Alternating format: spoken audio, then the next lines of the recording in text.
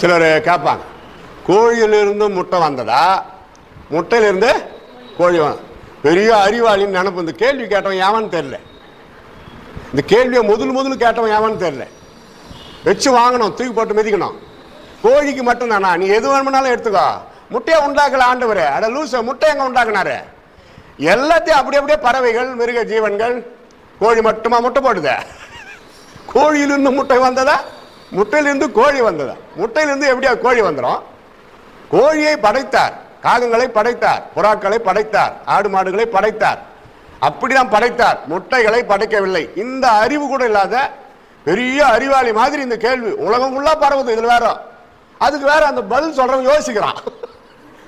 இது இன்னும் வெக்கக்கேடு. கோழியிலிருந்து முட்டை வந்ததா, முட்டையிலிருந்து கோழி வந்ததா? இந்த கேள்விக்கு ஐயா நான் யோசித்து சொல்றேயா, ஒரு 4 பேரை கேட்டு சொல்றையா, சில புக்ஸுங்களை படிச்சு பார்த்து சொல்றையா? ஆடா பாவி, பைபிள் தெளிவா இருக்குது.